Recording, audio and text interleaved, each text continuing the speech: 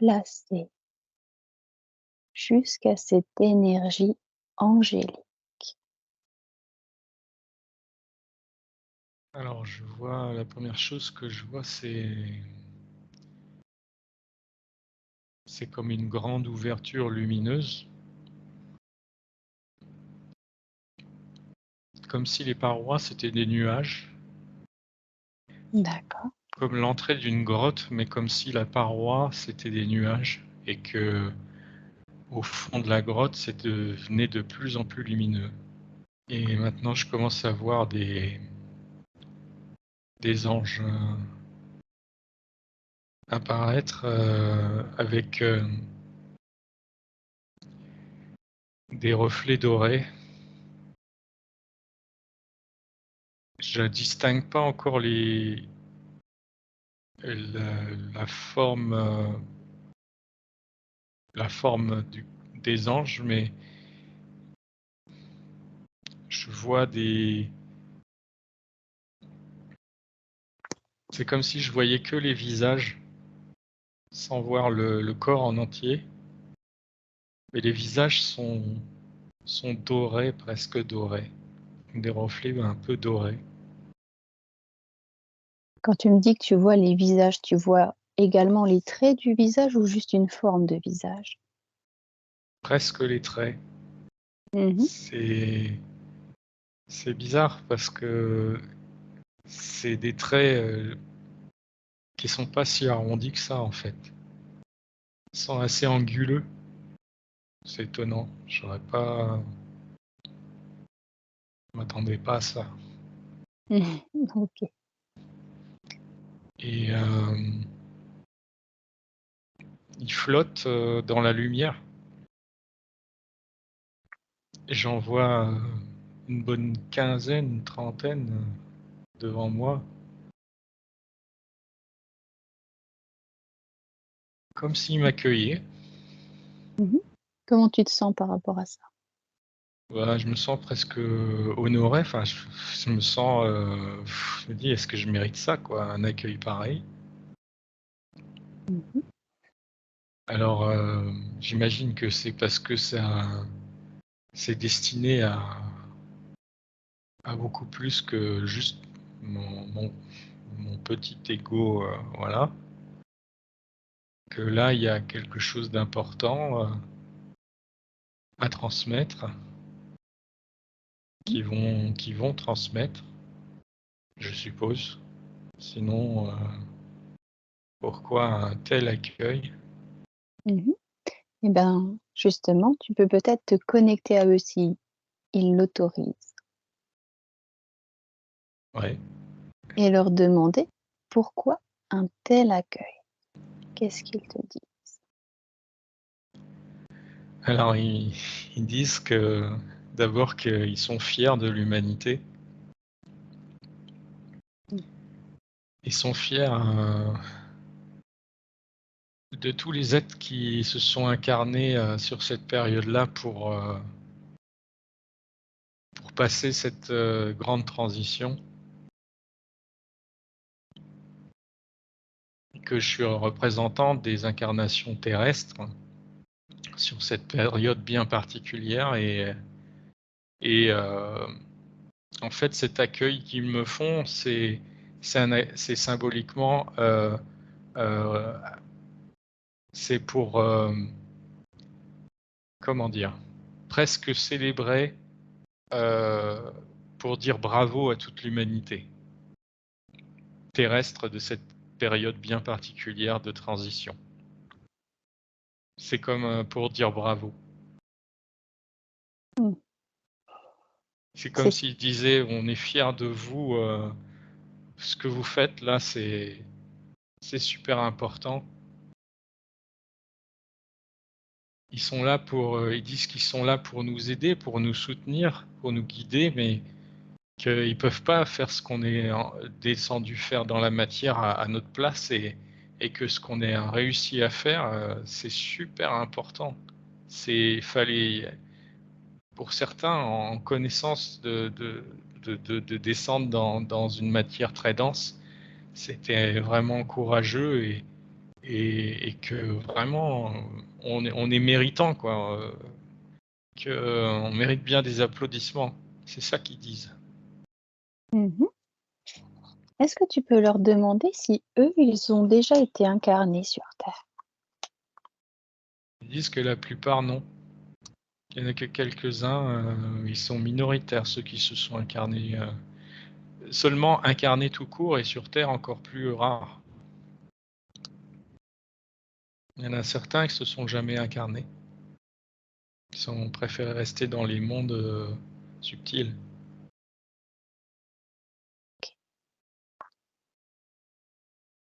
Là, tu me dis C'est courageux déjà de venir s'incarner, de descendre dans des basses vibrations et encore plus sur la Terre, par rapport à bien d'autres planètes où c'est plus, on va dire, la vie est plus douce. La Terre, c'est surtout sur la période qui a été passée là, ces derniers millénaires là, c'est ce que s'incarner sur la Terre, c'était une œuvre de courage.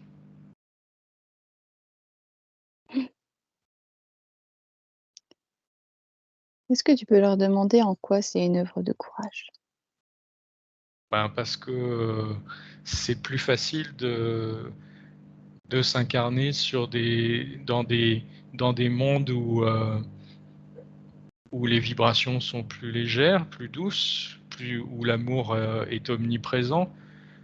C'est plus la facilité, bien sûr, dans ces cas-là, mais ça ne veut pas dire qu'on progresse pas, mais c'est beaucoup moins. Il n'y a pas un challenge aussi fort que de descendre dans un monde où il y a de la guerre partout, où il y a des gens qui sont vraiment toxiques, où il y a des héritages de vibratoires très très bas. Tout ça, c'est pas le cas général. Il y a beaucoup de planètes où il n'y a pas ça. Et déjà, s'incarner, c'est déjà descendre dans des basses vibrations pour eux. Donc c'est déjà un challenge, mais en plus, aller sur une planète comme la Terre, c'est vraiment, c'est très courageux de leur point de vue. Tout à l'heure, tu parlais d'amour. Est-ce que Oui. eux, ils ont un lien avec cette énergie-là? Ah ben oui. Qu'est-ce qu'ils représentent, eux? Qu'est-ce qu'ils ont à dire par rapport à cette notion d'amour? En fait, pour eux, l'amour, c'est le lien, c'est, c'est la conscience qu'ils partagent entre eux. C'est Ça pourrait s'appeler la conscience collective pour donner une explication à leur échelle. C'est on parle sur la Terre, on parle d'inconscient collectif. C'est pas de l'amour, l'inconscient collectif sur la Terre, mais de à leur niveau vibratoire, et dans leur, état d'expérience de vie, ça correspond à de l'amour. Ça correspond à une connexion naturelle entre les êtres et une compréhension mutuelle et un lien comme un lien d'affection, mais c'est pas de l'affection, c'est juste pour expliquer avec les termes, le langage, humain. C'est un lien de respect, c'est un lien de compréhension mutuelle. C'est comme si, on partageait le même sang. Enfin, c'est des images symboliques, mais c'est pour dire que euh, le sang qui coule dans nos veines, euh, si on partageait notre sang avec les autres personnes autour de soi, on serait tous connectés euh, par le sang. Ben en fait, il y a quelque chose de presque équivalent symboliquement au niveau subtil dans ces plans-là. C'est-à-dire que c'est comme si ce qui leur donne la vie, ce qui est leur énergie vitale, c'est quelque chose qu'ils partagent et c'est leur conscience en même temps qu'ils partagent entre eux. Il y a, il y a, il n'y a pas de séparation entre les êtres, même pour les êtres humains, mais pour eux, ils sont encore plus connectés que, et ils disent que plus on monte vibratoirement et plus la connexion est importante avec les autres. Et c'est ça l'amour en fait, c'est cette connexion-là. Mmh. Tu parles de la connexion d'humain à humain, d'ange à ange. Est-ce qu'il y a une connexion entre ange et humain? Bah, il y en a aussi. Mmh. Il y en a aussi. Euh, c'est particulièrement important avec, avec la partie non incarnée de l'âme des êtres humains. Cette partie qui est déjà vibratoirement pas au même niveau que la partie incarnée, qui est connectée au cœur de la partie incarnée, mais dans le monde non incarné, cette âme, elle est fortement connectée à eux par cet amour-là. C'est, c'est comme une toile, en fait. Tout est connecté et plus ça monte en vibration et plus l'interconnexion est forte, en fait. Moins il y a d'individualité, en fait. Mmh. L'individualité n'existe pas fondamentalement, mais elle est de plus en plus abstraite au fur et à mesure qu'on monte en niveau vibratoire. On prend conscience qu'on fait partie d'un tout, Oui, c'est ça? c'est Mmh. ça. Et le fait de prendre conscience qu'on fait partie d'un tout, ça élève vibratoirement, et le fait d'être haut vibratoirement, ça fait encore plus percevoir cette sensation d'être connecté au tout. Oui, et fait perdre Ça va cette ensemble en illusion fait. que ouais, d'accord, qu'on ça fait perdre finalement cette illusion qu'on est séparés les uns des autres. Oui, plus Mmh. ça monte vibratoirement et Mmh. plus l'illusion d'individualité s'évanouit. OK. Tout à l'heure, tu parlais d'interaction peut-être entre les humains et les anges. Comment est-ce qu'ils peuvent intervenir? Est-ce que c'est le bon terme déjà? Bon, oui, enfin, ils disent c'est pas important le terme, mais du moment qu'on Mmh. comprend, enfin, l'idée c'est que ils peuvent intervenir,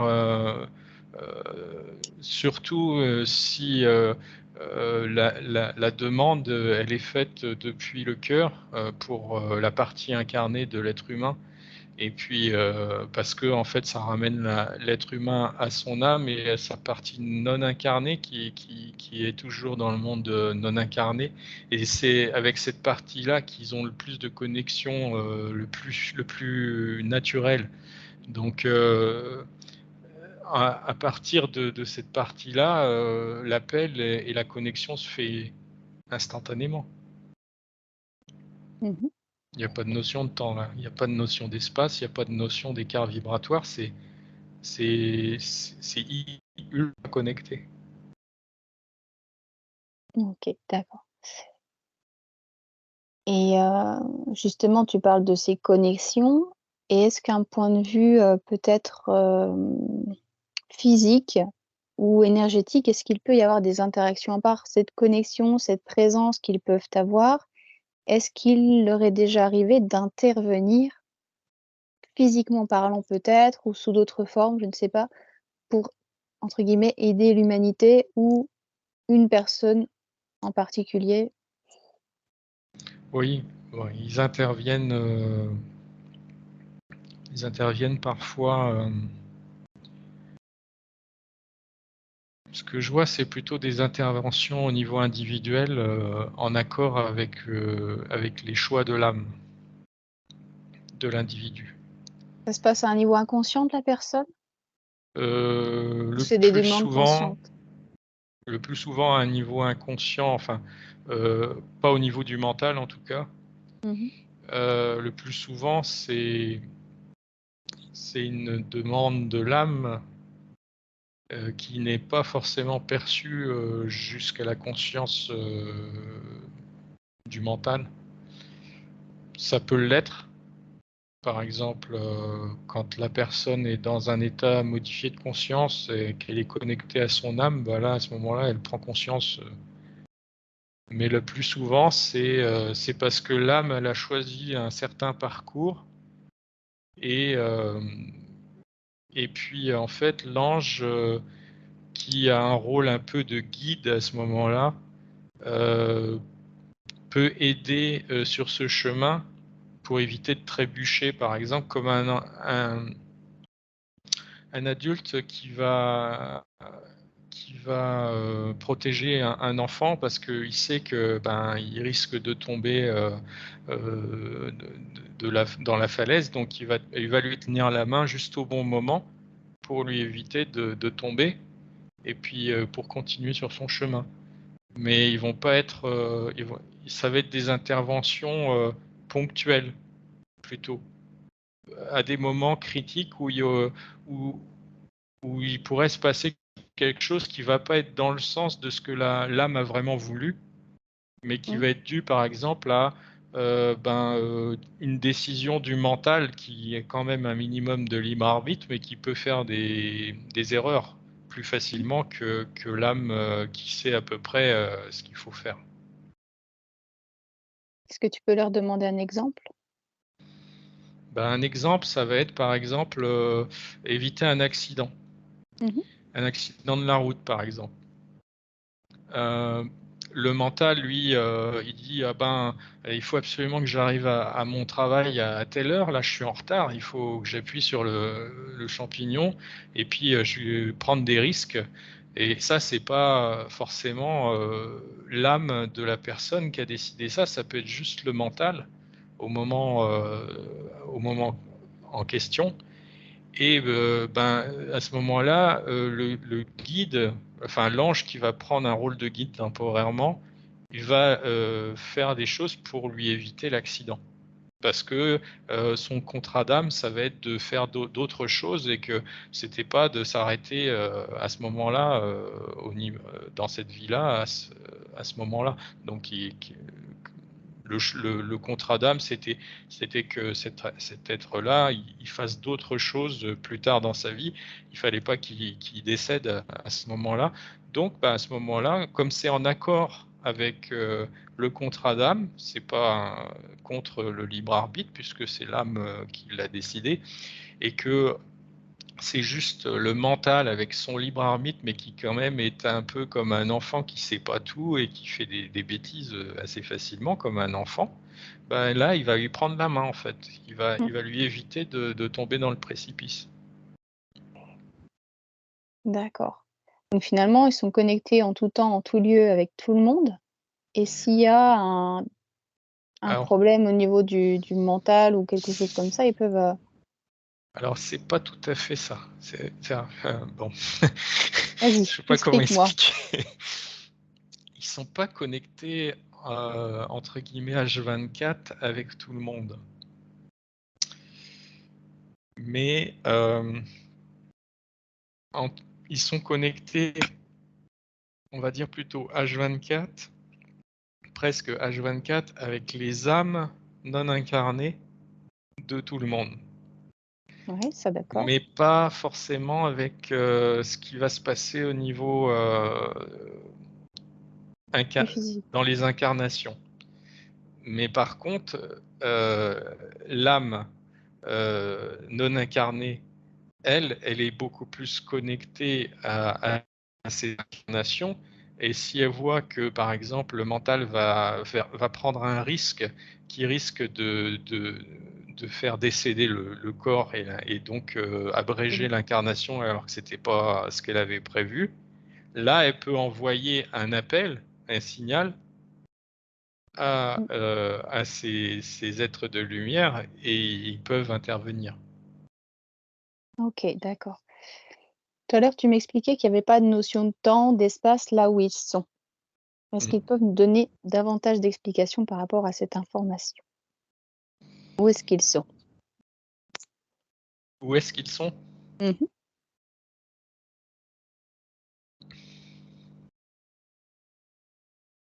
Ah, c'est pas facile à expliquer.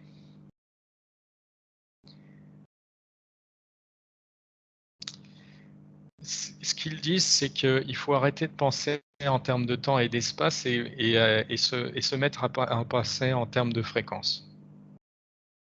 C'est beaucoup plus Mmh. simple. C'est Si on raisonne de façon fréquentielle, on peut y comprendre quelque chose. Si on raisonne avec quelque chose qui est faux à la base, c'est-à-dire la notion d'espace-temps, ben, on peut pas expliquer quelque chose de façon à ce que ça soit juste si on part d'un modèle qui est faux. Mmh. Tout à fait. Donc, pour expliquer de façon relativement juste où ils sont, il faut passer à une description fréquentielle et non pas à une description d'espace-temps. Et où est-ce qu'il se situe au niveau fréquentiel alors? Alors au niveau fréquentiel, il y a des strates qui correspondent au monde angélique fréquentiel, qui correspondent à des échelles de fréquences. Et ben, ils ont dans les c'est comme les autres règnes, hein, il y a une amplitude fréquentielle qui correspond à l'étendue du règne. Par exemple, pour le règne humain terrestre, il y a des gens qui vivent à basse fréquence, hein, qui sont dans la 3D par exemple, et puis des gens qui sont déjà en 5D, qui sont à plus Mmh. haute fréquence. Et il y a toute cette bande de fréquence entre les deux qui correspond au règne humain terrestre actuel. Eh ben, il y a des bandes de fréquences pour tous les règnes. Donc il y a des bandes de fréquences pour le règne animal, il y a des bandes de fréquences pour différents êtres extraterrestres et intraterrestres, et il y a des bandes de fréquences pour le monde angélique et pour le monde des anges, et puis bien entendu, quand on arrive tout, il n'y a pas de limite, mais c'est infini en termes de fréquences, mais ça va, si on monte de façon indéfinie, on atteint bah, la source, mais la source, elle descend. La source, c'est la seule qui n'a pas une bande de fréquence. Elle comprend Mmh. toutes les fréquences jusqu'aux plus basses. C'est l'ensemble, en fait. Mais au-delà de même les archanges, ou les maîtres ascensionnés, tout ça, ils ont une bande de fréquence qui est maximum. Et au-delà, eh ben, il y a encore, ça monte encore, mais il n'y a plus de règne, quoi. Tout s'unifie là. C'est plus la Il y a pas de connexion, différenciation quoi. la Mmh. connexion est de plus en plus forte entre les êtres. Plus ça monte au niveau fréquentiel, jusqu'à Mmh. ce que la connexion soit tellement forte que ça s'unifie complètement. Oui. Il y a pas des différenciations de conscience quoi, c'est pas de l'individualisation, entre guillemets. Voilà. Il y Mmh. a la notion d'individu a complètement disparu. Oui, ne plus quoi. Mmh, d'accord. Tout à l'heure, tu parlais d'étendue du règne. Heu, Est-ce qu'on peut considérer que une borne de fréquence correspond peut-être à un champ de conscience en particulier? Est-ce que Oui, on peut c'est, dire ça, oui. ouais? Mmh, Oui, ouais, ouais, d'accord. c'est fortement connecté à l'état de conscience et au champ de conscience, puisque l'état de conscience et le champ de conscience sont connectés. Mmh. Parce que plus on va être restreint en termes de champ de conscience, c'est-à-dire d'accès à de l'information, et plus on va être bas au niveau vibratoire. Et plus le champ de conscience va être élargi, et plus on va être haut au niveau vibratoire. C'est sur l'histoire de l'humanité terrestre, on retrouve quelque chose qui s'apparente à ça, c'est-à-dire que pendant une partie de l'histoire de l'humanité, en fait, les gens se déplaçaient très peu, et finalement, leur champ de conscience, c'était le village, la communauté dans laquelle ils étaient, et puis leur conscience s'arrêtait à ça, puisqu'ils n'avaient pas d'échange avec d'autres régions de leur même pays. C'était très local. Et ils avaient un niveau vibratoire qui correspondait à cette extension de leur conscience. Là, on peut dire vraiment une extension géographique. Et au fur et à mesure que l'humanité a évolué en termes de moyens de transport, de capacité de déplacement, le champ de conscience des individus s'est élargi et leur niveau vibratoire aussi. La capacité de se déplacer aux quatre coins du monde maintenant, ça élargit le champ de conscience à l'échelle de la Terre, pour l'essentiel. Et ce qu'on est en train de vivre, c'est la transition vers une conscience galactique, c'est-à-dire qu'on va avoir des échanges avec d'autres êtres d'autres planètes, d'autres systèmes solaires, d'autres galaxies. Et donc notre champ de conscience va augmenter encore et notre niveau vibratoire également. Ça va aller ensemble. Ok. Il y a quelque chose sur lequel j'aimerais un éclaircissement. On parle de champ de conscience, mais y a-t-il une différence entre le champ de conscience et le niveau de conscience? Parce qu'on peut bien, entre guillemets, voyager et ne pas avoir Ça un niveau de dépend comment conscience on très définit la évolué. conscience. Ouais. La conscience, on peut la définir de plein de façons différentes. Mhm. Il y a la conscience, par exemple, dans le sens du respect de l'autre. Mhm. Je, je suis conscient des besoins de l'autre. Je respecte l'autre. Je suis conscient dans ce sens-là. Mhm. Mais il y a aussi la conscience en termes de développement spirituel, euh, d'ouverture à, à l'univers, au multivers, à l'ensemble de... Et ça, c'est une conscience qui est connectée, ça parle de connexion, ça parle justement d'amour, là. Mais c'est connecté à un niveau vibratoire. C'est pas la même conscience, là. C'est une autre définition de la conscience. Mm. Parce que tout à l'heure, on parlait de fréquences et par exemple des différents règnes. Si on prend le règne minéral, on va prendre entre guillemets un caillou, il va pas avoir le même niveau de conscience qu'un être humain. Il va peut-être quand même avoir conscience de son environnement, je sais pas, mais peut-être qu'il va pas avoir les mêmes, alors je Oui. dirais pas perception, mais est-ce qu'elle est plus limitée, sa conscience, contrairement à un autre règne?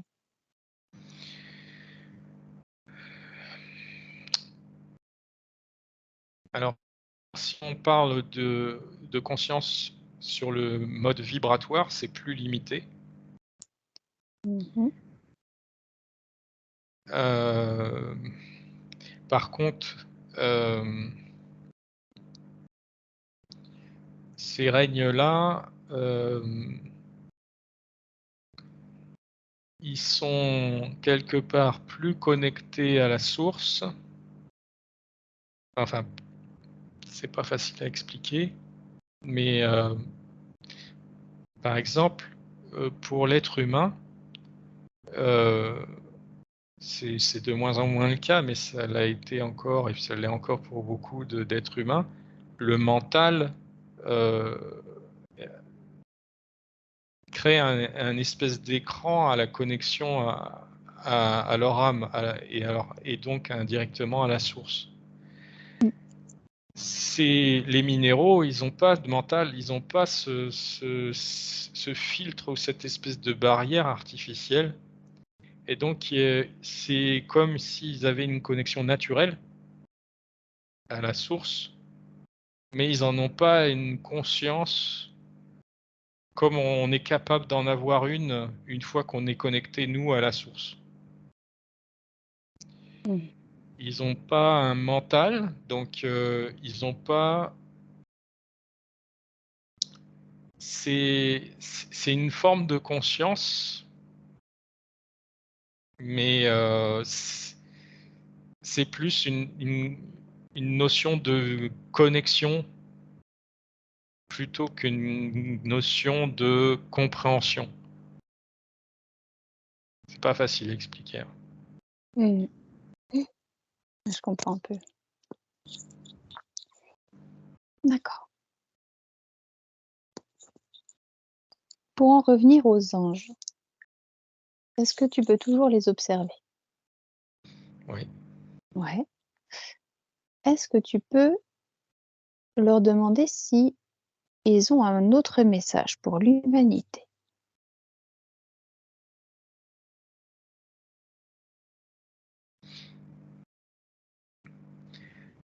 Un message pour une partie de l'humanité qui est dans l'impatience. Ouais. Une partie de l'humanité qui s'impatiente parce que, c'est ceux qui sont, c'est pas ceux qui sont dans la 3D, hein, c'est ceux qui sont plutôt dans la 4D ou la 5D, surtout dans la 4D, c'est-à-dire ceux qui ont l'impression que, ben, voilà, ça vient la nouvelle Terre, enfin, ils s'impatientent, ils voudraient que ça soit déjà arrivé.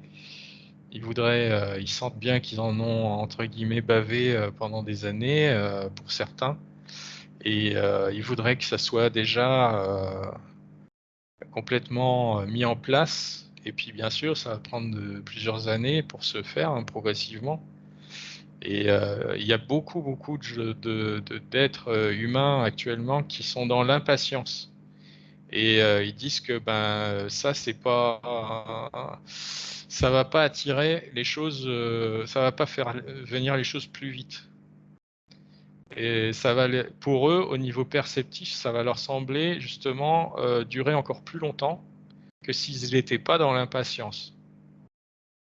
Ils disent aussi que, bien sûr, la patience, c'est une vertu spirituelle.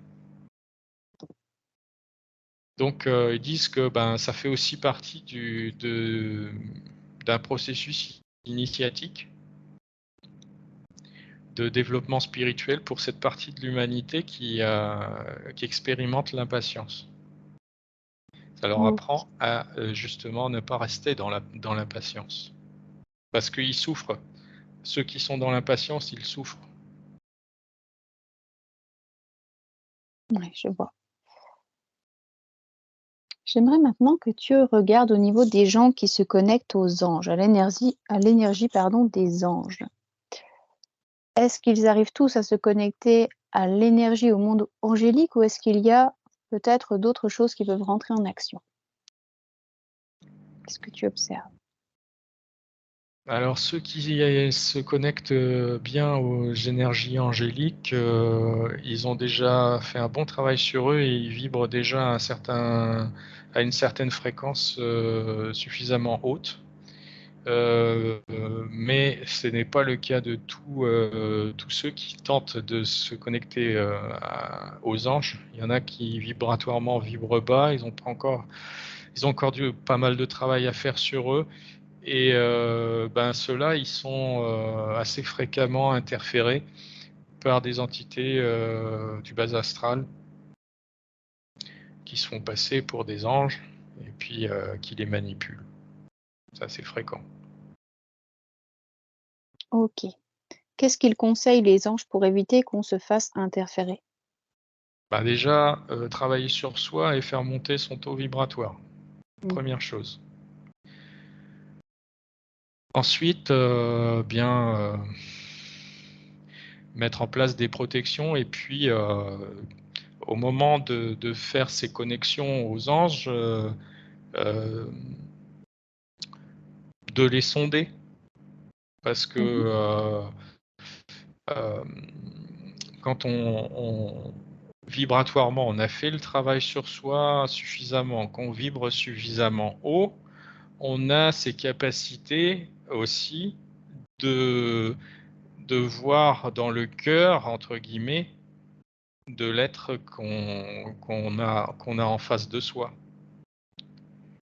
Donc si c'est, je prends n'importe quoi, un grand gris Maitreya par exemple qui se fait passer pour un ange, ça se voit tout de suite si on a bien fait ce travail-là.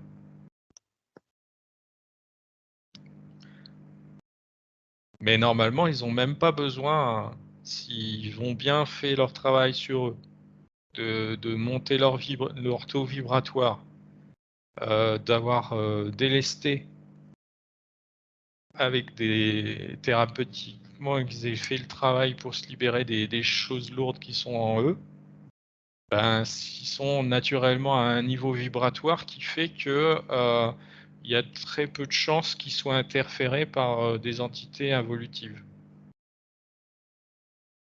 D'accord.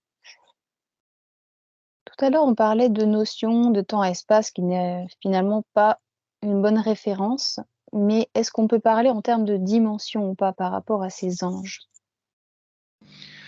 Au-delà de En la fait, 5D.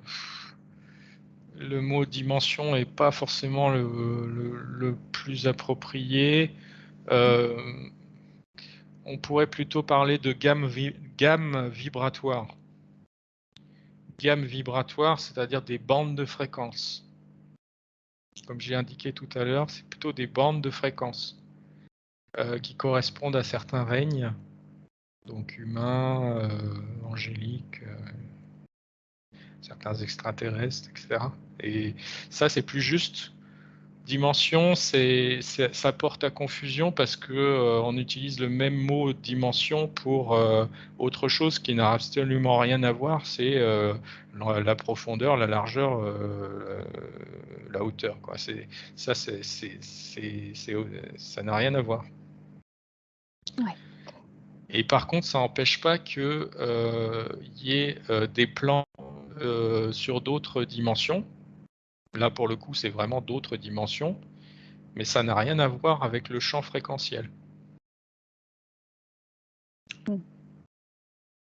D'accord, est-ce que tu peux nous expliquer un petit peu ça?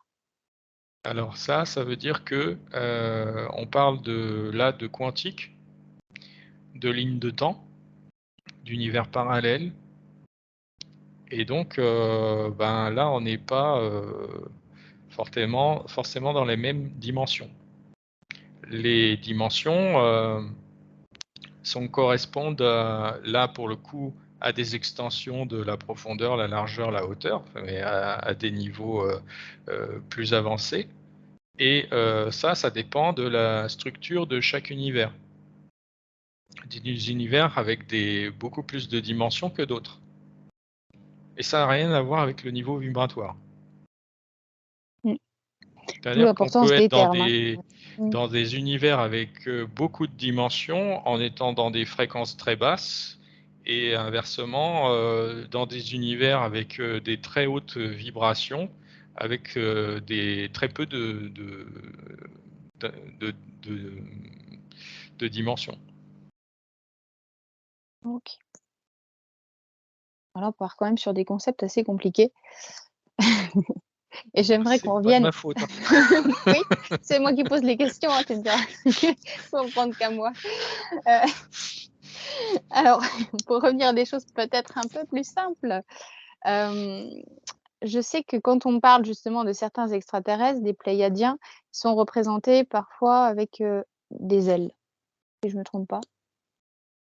Il y a certaines formes de Pléiadiens qui Ouais, peuvent, parce qu'il y a être représentées. il y a des aviens aussi Ouais, qui sont dans le secteur des Pléiades.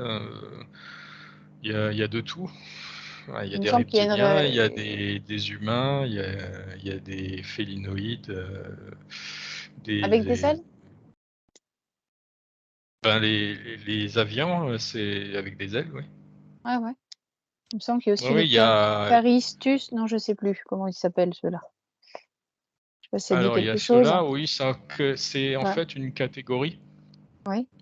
une catégorie d'avions, parce qu'en fait, on peut dire les avions, c'est tout ce qui est tout ce qui a des ailes en gros, hein, pour simplifier. Enfin, on va pas mmh mettre les mh, dragons dedans, mais encore que. ouais, Mais les dragons, c'est un peu OK. particulier, mais euh,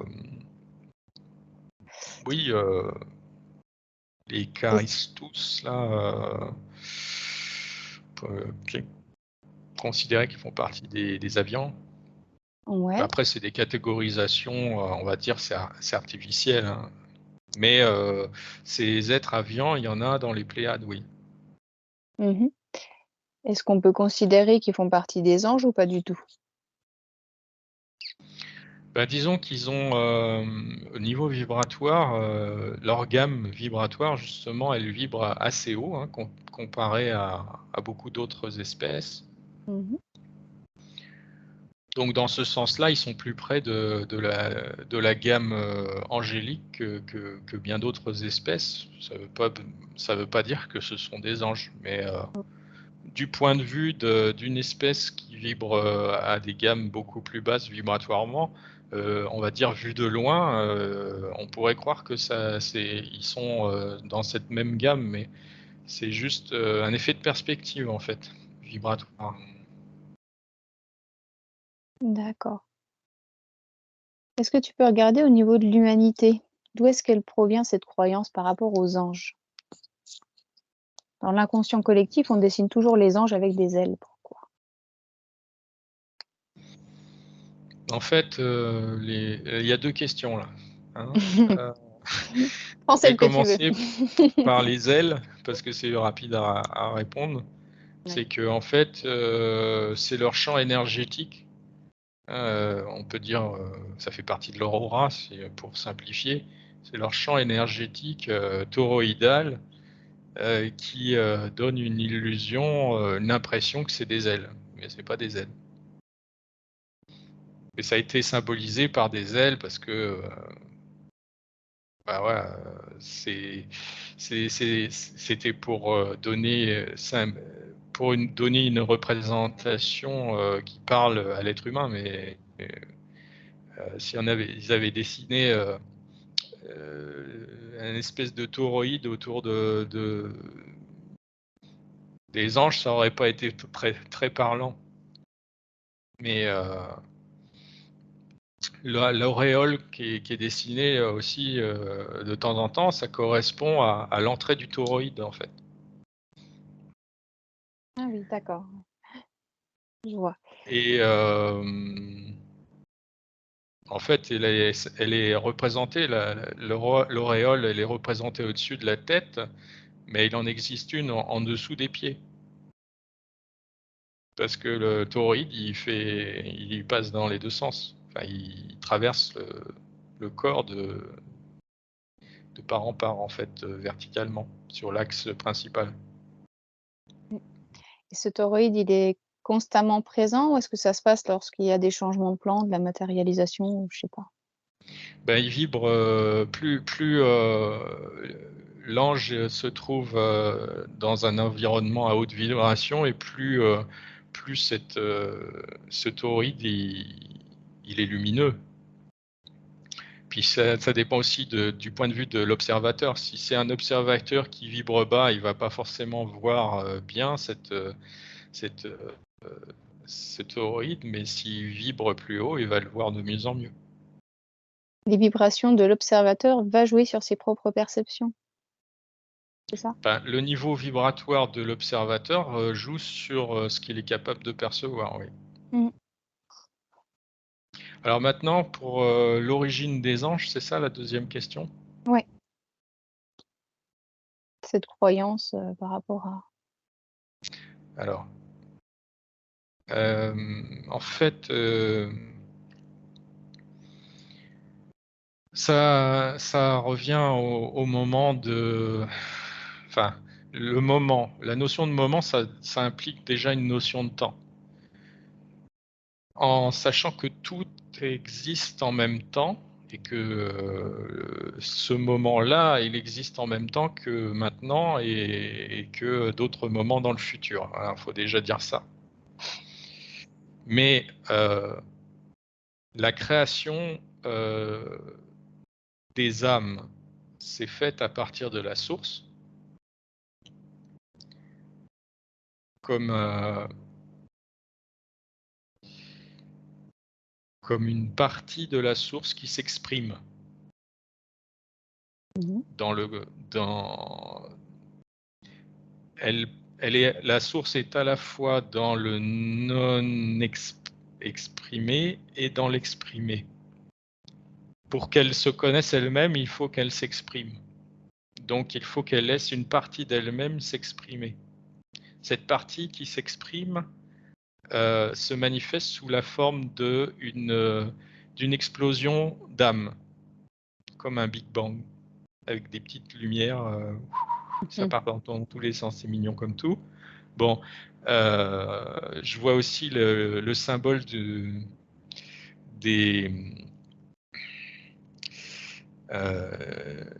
graines de pissenlit qui s'envolent avec le vent là, dans tous les sens. Hein.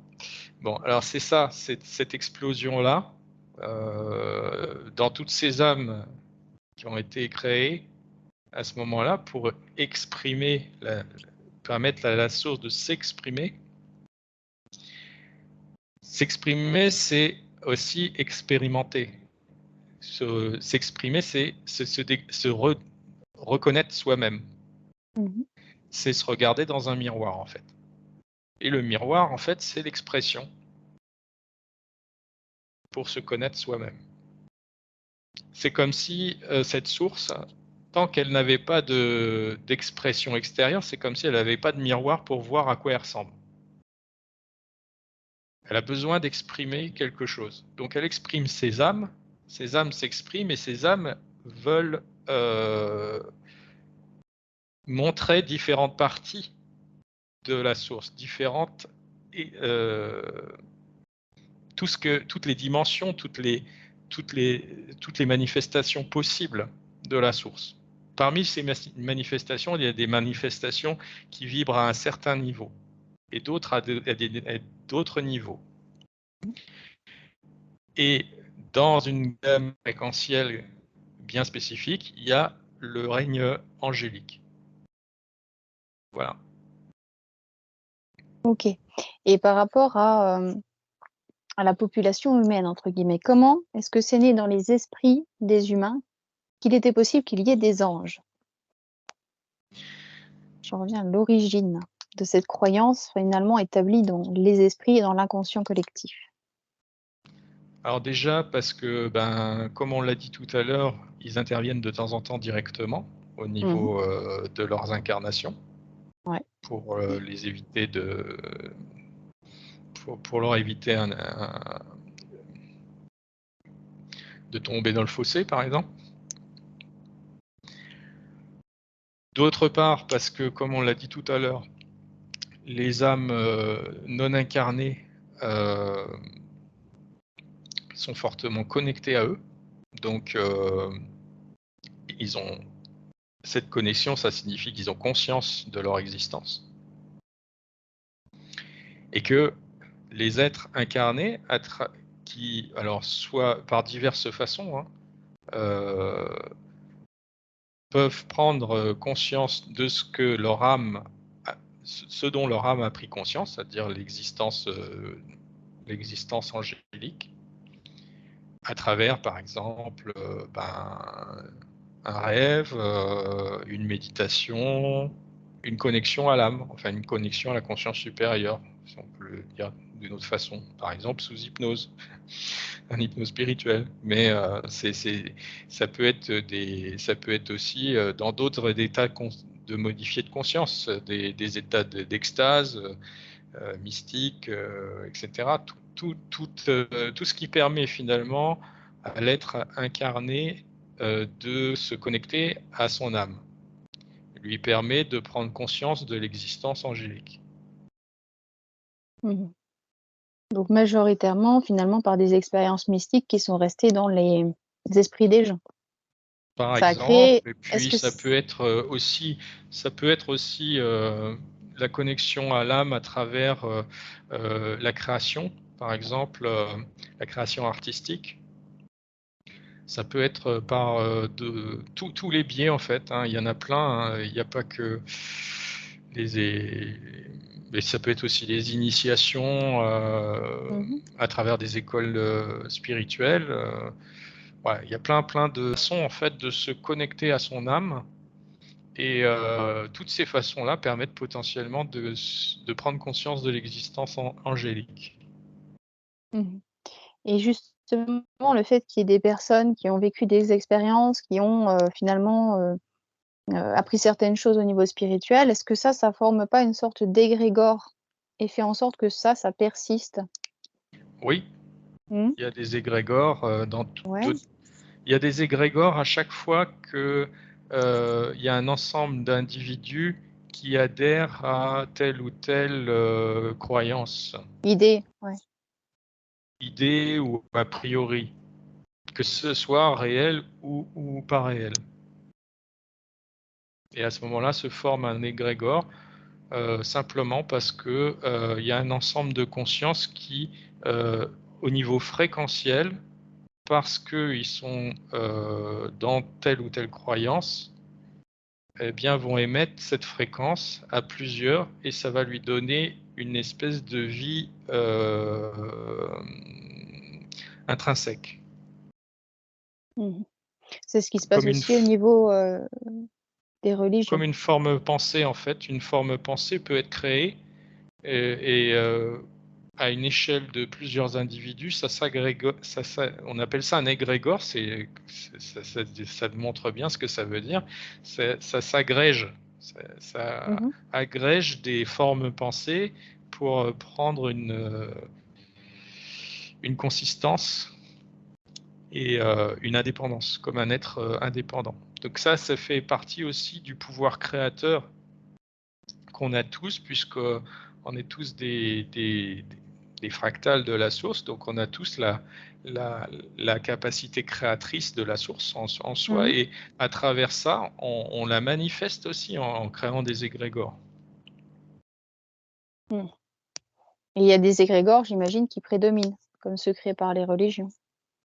Oui, bien sûr, Ouais. bien sûr. Et puis ils sont d'autant plus puissants qu'ils ont été entretenus par d'autant plus de monde pendant d'autant plus de temps, avec autant plus de ferveur et de conviction.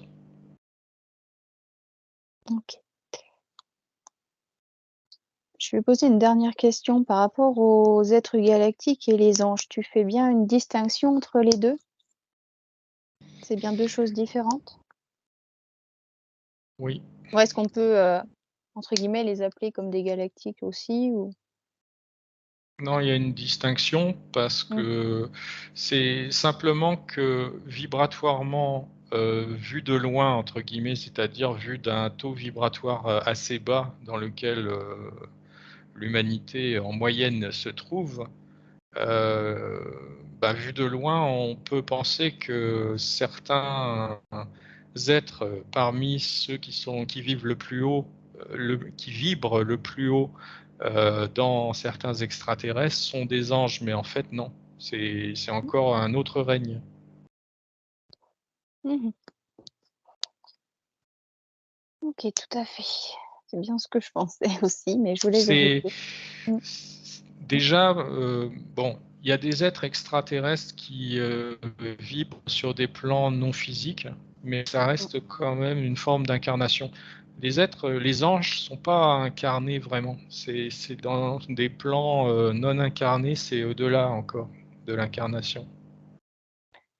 C'est finalement des niveaux de conscience qui sont très élevés. Ils représentent des niveaux de conscience très élevés, sur lesquels on peut se connecter, c'est ça? Tout à fait, ouais. Avec lesquels on peut se connecter, pardon. Et puis que finalement, on les intègre tous en nous, mais on peut les exprimer à différents moments de notre vie si on le souhaite. Pas si, Ah oui, parce qu'en fait, ouais. à partir du moment où, on est connecté à son âme, Mmh. on est connecté à eux potentiellement avec l'intention c'est tout à fait, oui, la connexion, comme j'ai dit tout à l'heure, la connexion entre eux et notre âme, est très forte. Donc si on se connecte nous, en tant qu'incarnés, à notre âme, eh bien forcément on se connecte à eux, facilement. OK, super. Et ben, merci pour toutes ces informations. Je pense qu'on peut les remercier Oui, merci. et peut-être qu'on viendra leur rendre visite une prochaine fois si ils nous l'autorisent encore.